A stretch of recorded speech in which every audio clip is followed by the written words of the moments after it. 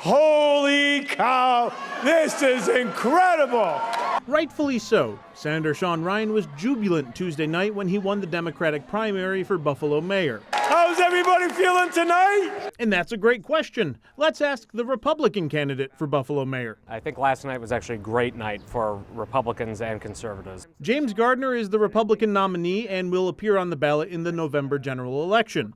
You haven't heard much from him since he announced in February because he didn't have a primary challenger. But now the race is on. So why was Tuesday night a great night for Republicans? Anytime the Democratic Party leads into this sort of leftist, progressive, far-left politics, it distances them from where the vast majority of voters are, which is in the middle. And that's entirely where I intend to be. Buffalo has not elected a Republican mayor since 1961. That's 24 years before your favorite TV reporter was born. Gardner says that works to his advantage, too. What makes you stand out compared to Senator Ryan? We're talking about 50 years of failure, more than 50 years of failure of Democratic politics.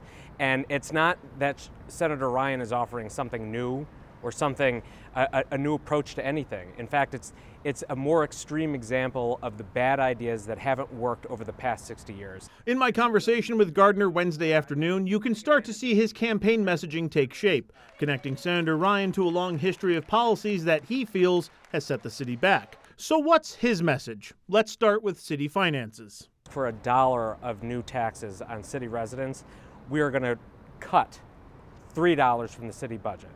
There has to be, you're not taxing your way out of this problem. You're not borrowing your way out of this problem. How about those 7,000 vacant properties in the city? I would auction those off to responsible developers, people who have an established track record, both in terms of residential housing, don't owe any money to the city of Buffalo. And what about those pesky potholes? The mayor's responsibility is to keep the roads paved and safe, to keep the streets clean and safe.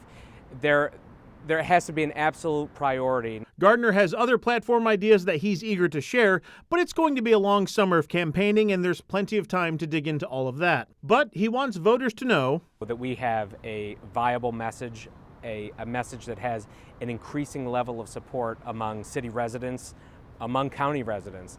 And I know that come November, we're going to surprise a lot of people. On your side, Nate Benson, Channel 2 News. We need to get people in there who are looking at the bottom line. Dan Gagliardo will tell you he's never run for office and was surprised with his margin of victory. He received 57% of the vote to beat out Dennis Hoban.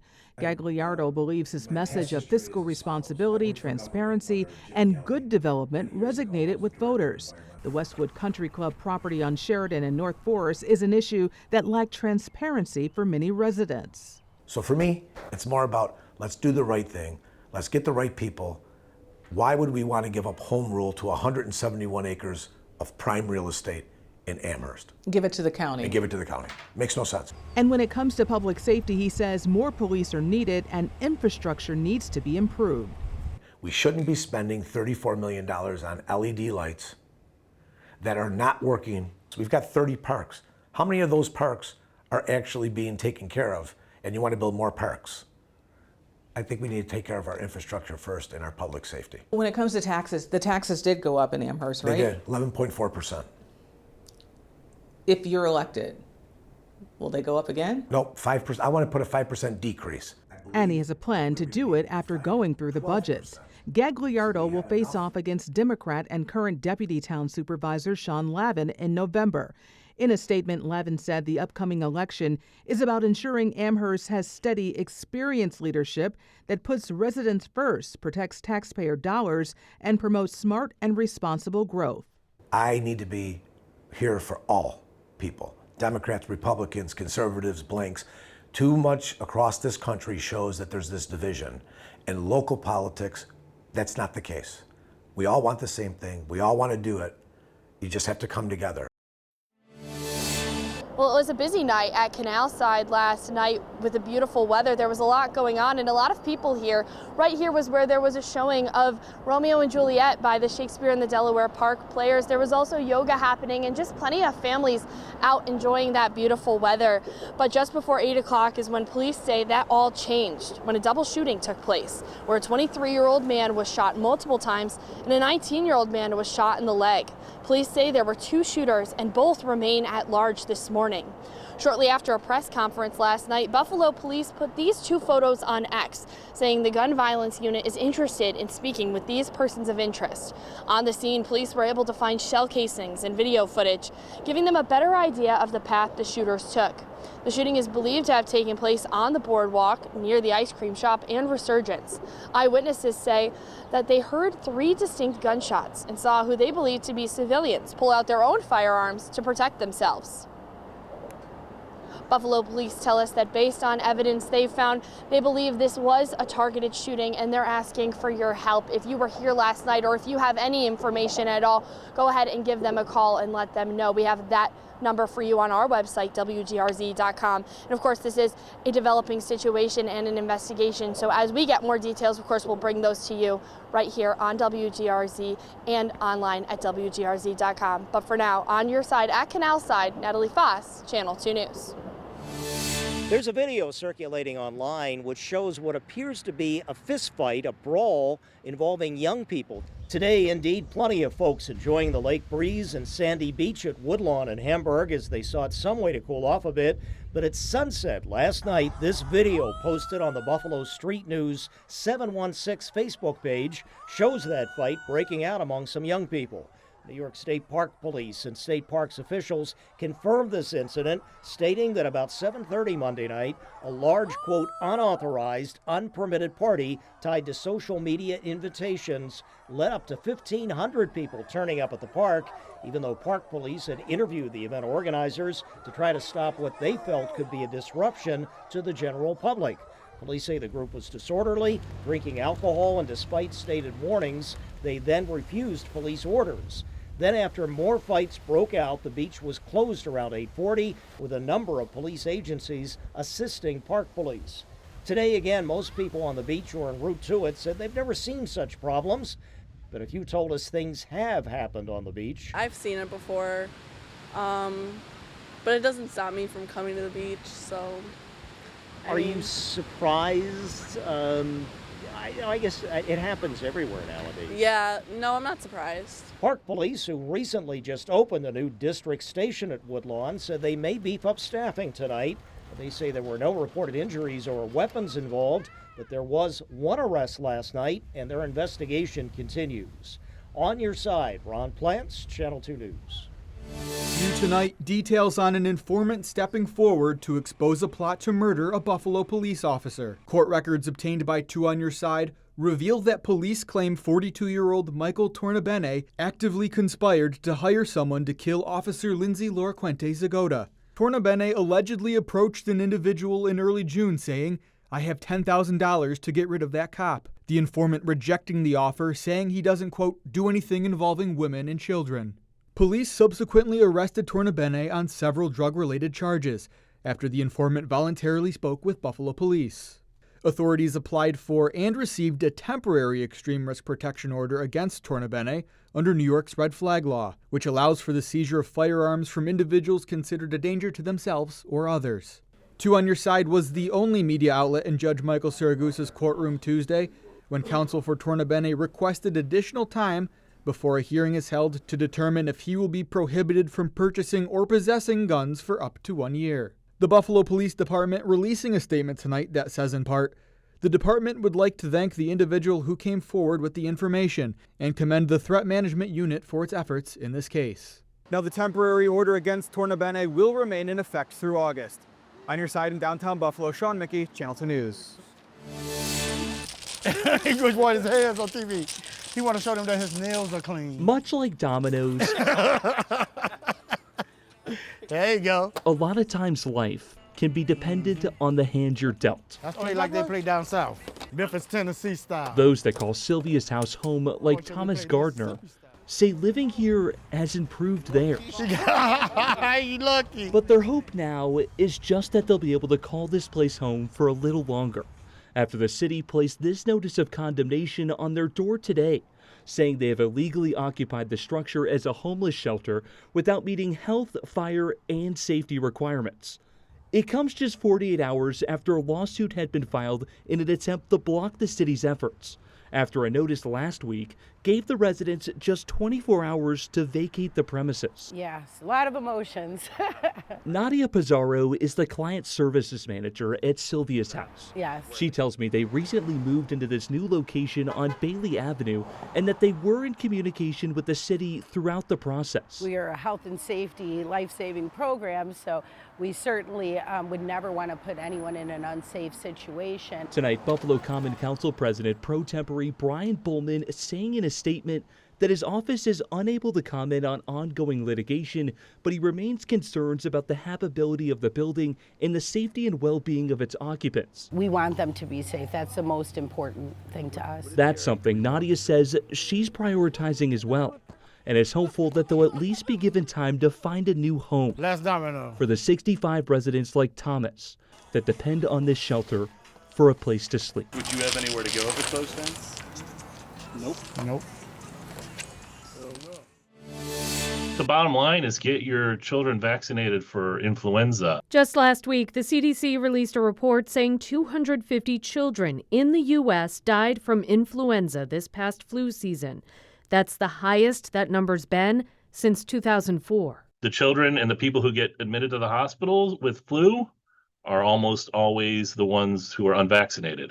89% of the kids who died and were eligible to get the vaccine were not fully vaccinated. Dr. Mark Hykar with Oshai Children's Hospital and UBMD says flu vaccination rates for kids have been dropping. They've never been fantastic.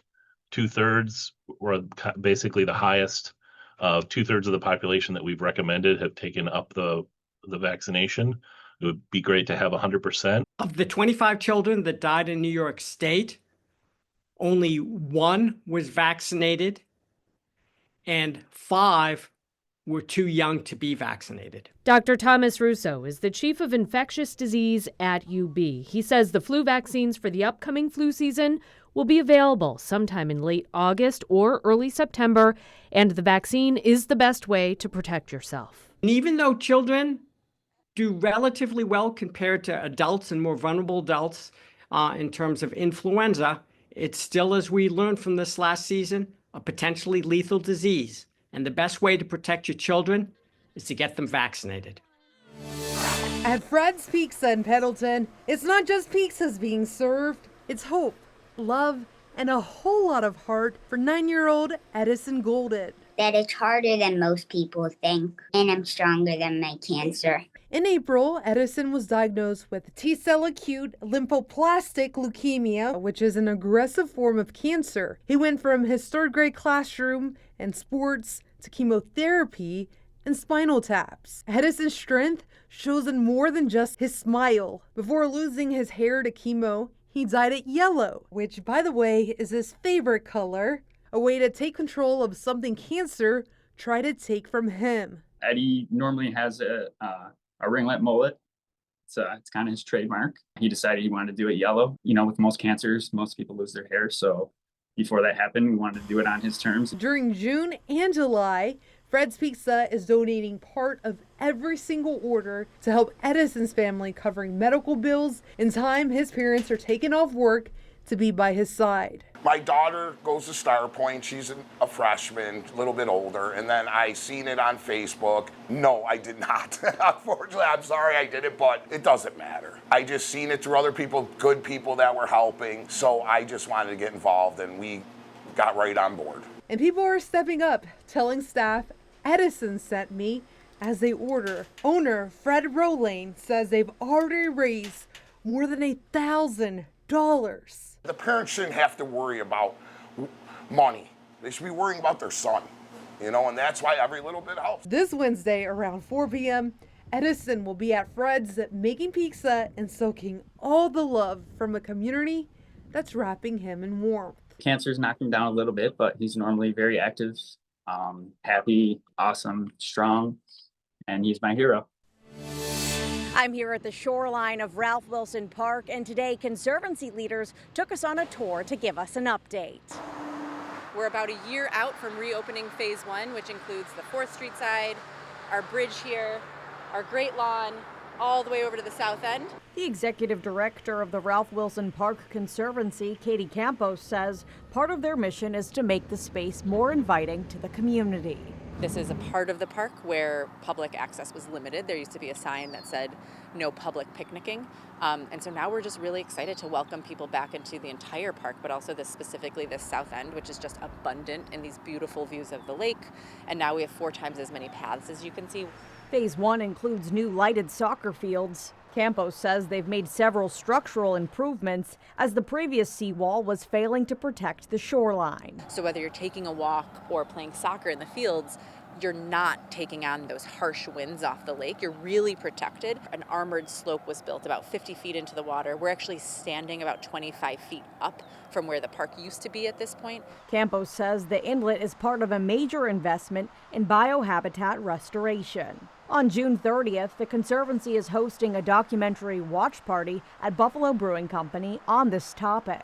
That just really talks about the incredible partnership with Waterkeeper, DEC, the Great Lakes Commission, that helped us build the shoreline that's already getting national recognition for what it's doing to mitigate the weather into the park, but also position our community to be a climate refuge. On your side in Ralph Wilson Park, Chelsea Swift, Channel 2 News. Well, this theater behind me is over 100 years old, but for many years it wasn't in use. But that all changes this week as a renaissance comes to the Angola Theater. Final touches. Both these signs in that top window? And big decisions are happening at the Angola Theater, a 100-year-old landmark that's been quiet for years. That is until Myra Pinker and her husband Gary Cerny stepped in. We purchased it, in 2022. Myra grew up here in Angola, so she wanted to give back to the community, and it had been shut down for several years, so we thought we could try to revitalize the neighborhood a little bit and bring back some life into the community. For Myra, you might call it a full circle moment. Oh, definitely. And I'm excited about the future of this village. But I do recall when we used to sit in the seats, when we used to come as children with our quarters, and we used to buy popcorn and tickets, and if we could afford a pop or candies. But the road to revitalizing the building is a bumpy one. 3 years in the making. It's been a lot of fun, but it's been a challenge. We ran into a lot of unexpected things as we went. Building being 100 years old has got a lot of hidden things, a lot of hidden problems. And they didn't do it alone. Alongside contractors, the village's mayor picked up a hammer and helped them get to work. I've been helping them work with it. And with everybody else, I will help any of the businesses around here get started. Mayor Whelan says that the return of the landmark is breathing life back into the heart of the village. It does a lot, bringing back the historic monuments of this village. This village has been dead for 30 years, and this is so exciting. I mean, I've never been more excited in my life on the job that I do here. So exciting that the tickets for Friday's premiere are sold out. Friday night we'll kick things off at 7:30 with a Beatles tribute band, the Past Masters. We got a sellout crowd coming in, so there's a lot of excitement here in our areas. Now, although Friday's premiere is sold out, the owners are telling moviegoers not to worry. There are plenty of shows and movies coming down the pipeline for the Angola Theater this summer. On your side in Angola, Alyssa Clausel, Channel 2 News. Yes, Lauren, according to state environmental officials, there's some important cleanup to be done here before anyone can make this place really spiffy. Memorial Auditorium was demolished in 2009. 16 years later, the north end of where it once stood remains a vacant hole down by Canal Side. There are plans to fill it with a mixed-use development, including stores and nearly 400 apartments. Mitch Nowakowski is the Fillmore District Common Council member in whose district the development lies. It's always like the chicken and the egg first. What do you bring first to bring people and activate the space? I truly think a strong residential component is part of it. and that's what we need. But before any of this can be built, there's some work to be done. Site remediation, which will involve the removal of 5 feet of soil to remove contaminants, including lead and other substances, which may have been introduced when, prior to the Odds construction in the late 1930s, the area was covered by buildings near the terminus of the Erie Canal. It was earlier hoped the construction here could begin this year. We could not get a response today from the DEC regarding how long the remediation work might take or how much it would cost. Whatever the case, Nowakowski says it's been a long time coming and he's eager to see things move forward. We have a good phase where we had a ton of momentum go there, but when you think about it, the North Block Act is that last block that needs to be activated and done when it comes down to Canal Side. The DEC has opened up a public comment session on the work that needs to be done here. It runs from now until August 9th, and you can learn more when you look for this story on our website, WGRZ.com. On your side in downtown Buffalo, Dave McKinley, Channel 2 News. It's been a productive off-season for Bills safety Cole Bishop. I went home, spent some time with my family for a little bit. I came back here pretty early, so I was here for however long before we started up, just in the weight room with Will and everything, with the new strength staff, and it's been good. So been just trying to get bigger, faster, stronger, staying in my playbook, just kind of all that. This off-season, the first full one in the NFL for Bishop as he enters year 2 with the Bills. Your rookie year, there's so much going on whenever you first get here. You're trying to learn the plays, you're trying to figure out how everything runs, and then just being able to basically be doing the same thing again for the second time feels so much better. An aspect Bishop and the team hope helps him make a jump from his rookie year. After being taken in the second round out of Utah, an injury in training camp hurt Bishop's bid to win the starting job. He ended up playing in 16 games, starting 4 of them. Rookie learning moments, understandably, part of his first year in the NFL. Trying not to let those things affect you. I mean, bad plays are going to happen in everybody's career, whether you're a rookie or older, and you just got to move on from it, and then just try to keep getting better. Getting better is one thing defensive coordinator Bobby Babich has seen from Bishop this offseason. Cole was really filling in that third safety spot, which was good in the event that he could learn and grow in that first year. It's hard to play in this league as a rookie at certain positions. I will say this.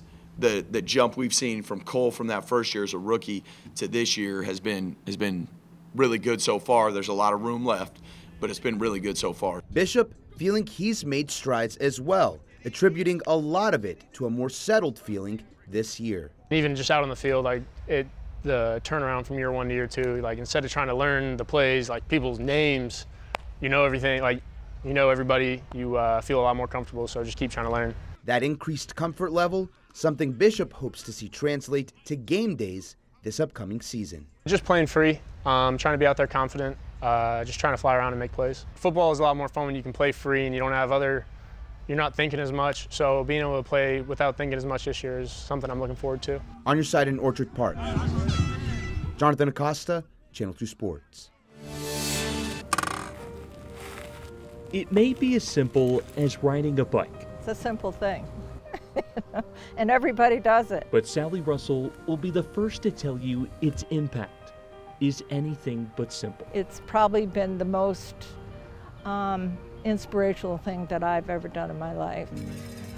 This weekend, 7,200 riders will come together for the annual Ride for Roswell, one of the nation's largest cycling fundraising events, with the goal of raising $6 million for Roswell Park. I've been with the ride from the very beginning. It's a tradition Sally knows perhaps better than anyone, as this year will mark her 30th year participating in the event. Over the 30 years, do you have any idea how much you think you've been able to raise total? Well, I'm trying to hit the 100,000 mark. A goal that's always carried a deeper meaning for Sally, as a survivor herself, who lost her mother, father, and sister to cancer. It touches everybody, and I think everyone in their own way knows that this is a responsibility for us to, really treat the institute that's in our backyard. It might be helping with a child psychologist to help kids going through pediatric cancer. It could be something like a coffee cart. It sounds so simple, but it's so uplifting. Andrea Gregory is the ride's director